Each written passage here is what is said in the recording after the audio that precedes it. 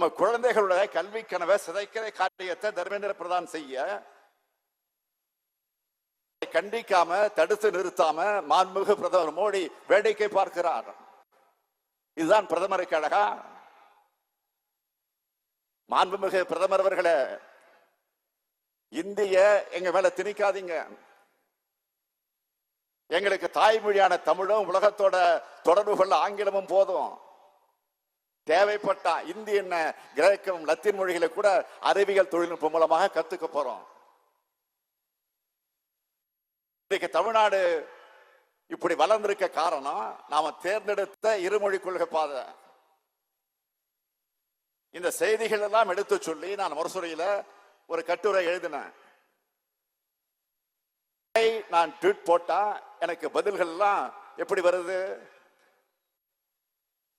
வடமாநிலத்தை சார்ந்த பலரும்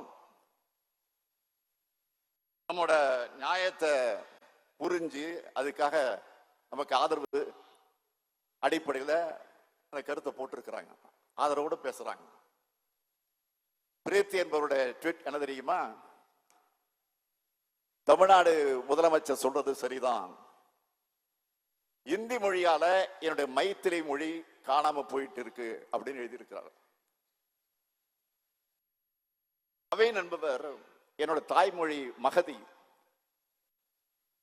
நான் ஸ்டாலினோட கருத்துக்களோட ஒத்து போறேன். எங்களுடைய இளைய தலைமுறையால மகதி மொழியை பேசவோ புரிஞ்சுக்கவோ முடியல, இந்தி திணிப்பை தடுங்கன்னு எழுதியிருக்கிறார். இப்படி ஏராளமான பேர் இந்தி மொழியை திணிப்பால தங்களுடைய தாய்மொழிகள் எப்படி பாதிக்கப்பட்டிருக்குன்னு எழுதியிருக்காங்க. இப்படி எல்லாத்துக்கும் முன்னோடியாகவும் எல்லாருக்கும் வழிகாட்டியாகவும் இருக்கிறது தான் நம்முடைய தமிழ்நாடு. எங்களை என்ன மிரட்டினாலும் உங்களால இந்தி மொழியை திணிக்க முடியாது. மிரட்டினா அஞ்சு நடுங்கி கூழக்கு மொழி போடுறதுக்கு அதிமுக நினைச்சீங்களா? இது திமுக. மிரட்டினா அடங்கி போறவங்க இல்ல, அடக்க நினைக்கிறவங்கள அடங்கி போக வைக்கிறவங்க நாங்க.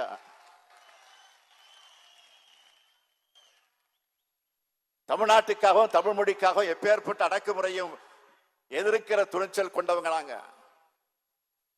இங்க இருக்கிற நாங்கள் தமிழர்கள், சுயமரியாதையோடு இருக்கக்கூடிய திராவிடர்கள்.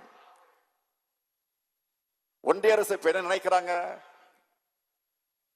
இப்படி அறிவுபூர்வமா முற்போக்கு சிந்தனையோடு பேசுறாங்களே, இங்க மட்டுமல்ல நாடாளுமன்றத்திலே முழங்குகிறாங்களே, இவங்களை எப்படி தடுக்கலான்னு பார்த்தாங்க. அதுக்காகத்தான் இப்போ தொகுதி மறுசீரமைப்பு கொண்டு வர போறாங்க.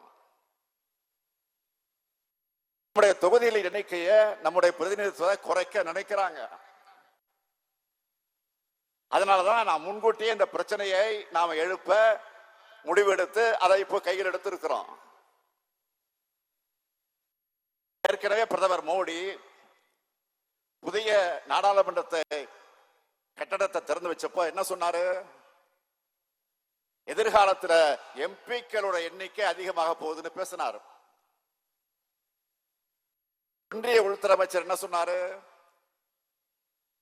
மகளிர் இடஒதுக்கீடு மசோதா கொண்டு வந்தப்போ 2024 தேர்தலுக்கு பிறகு தொகுதி மறுவரை இருக்கும்னு சொன்னாரு.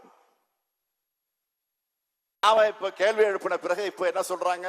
19 தமிழ்நாட்டுக்கு தொகுதிகள் குறையாதுன்னு சொல்றாங்க. மற்ற மாநிலங்களுக்கு அதிகரிப்பாங்களா? இல்லை, அதிகரிப்பாங்களா இல்லையா தெரியாது.